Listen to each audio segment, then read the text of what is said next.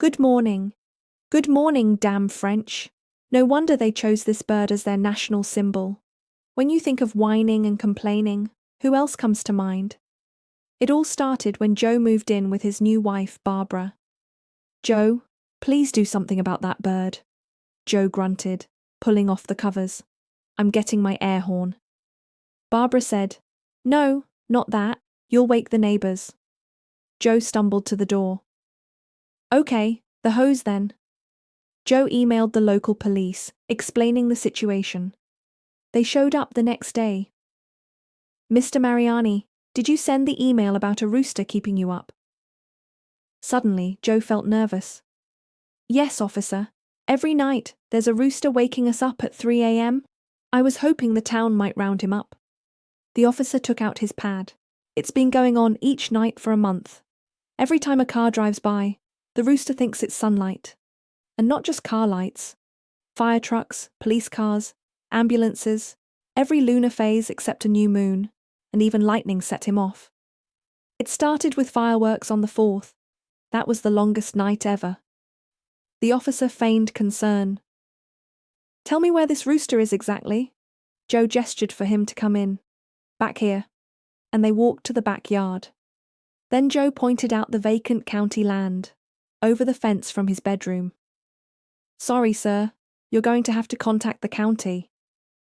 Needless to say, Joe's attempt at finding the county official in charge of stray roosters was unsuccessful. Barbara's son Jim stopped by to see if he could catch the rooster. He ran fast, but he couldn't change direction or dive underbrush as the bird could. Jim got out his rifle and pow! Joe jumped up and ran outside. Jim, you're going to get the cops out here. Jim lowered his rifle. Sorry, Joe, I had a clear shot. Joe gestured that it was okay. Did you get him? Jim looked back at the bird running. Almost, they're very fast, you know. That night, Joe and Barbara were relaxing in the hot tub on the deck, trying to forget about their confused animal alarm clock. Joe was giving her a back rub. Both of them had their eyes closed. Candlelight around the jacuzzi set the mood. Then they heard a rustling sound, like squirrels at the bird feeder. When they looked up, the rooster was in the driveway, bobbing his head and walking toward them. Incredulously, the bird walked up the deck stairs and stopped just 10 feet from them. Joe looked at the bird. The rooster tilted his head and squeaked. Barbara gaped and whispered, "Throw some hot water on him." Joe scooped up a handful and let it fly. But the rooster was quick and headed back off to his den, like the roadrunner evading the coyote. Joe had had enough. He went downtown to the animal control office. Do you pick up stray animals? The girl behind the counter replied. Yes, of course. Is it a dog or a cat? Joe stammered. A rooster. It's on county property and comes up to our house every night and wakes us up. The girl frowned. I'm sorry, sir, but roosters aren't covered in our charter. You can rent a trap, though. Joe saw the traps. All right, then you'll take the bird if I bring it in? Another disappointment. Sorry, we don't take roosters. Joe took out his money. Okay, give me the trap. And he headed home. He'd worry about what to do with him if he caught him.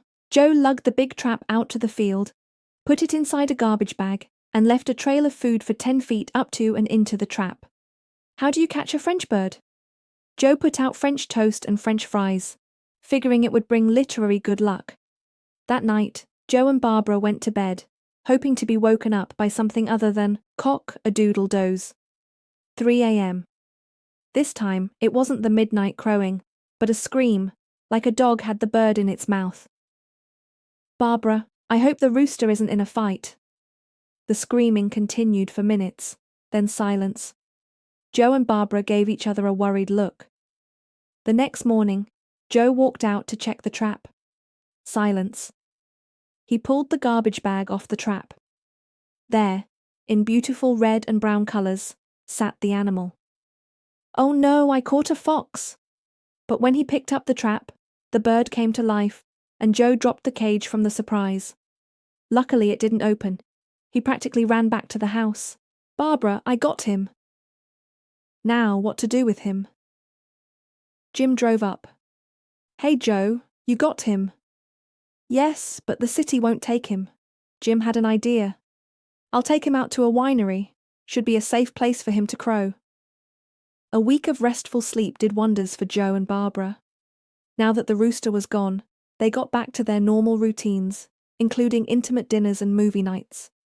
Barbara even made French food and rented Casablanca for the evening. Jim stopped by to update them. Jim, sit down, have some dinner. French hens with country vegetables and wine sauce. Tempting fate, they even had napkins with rooster heads on them. Joe and Barbara were embracing the French now that the bird was gone. Delicious, Mom, but I have some bad news. The bird was doing fine for a while. Then one of the vineyard workers found a coyote dragging the carcass away. Barbara put down her fork and left the table. Suddenly, I'm not very hungry. Joe looked at Jim. That news could have waited.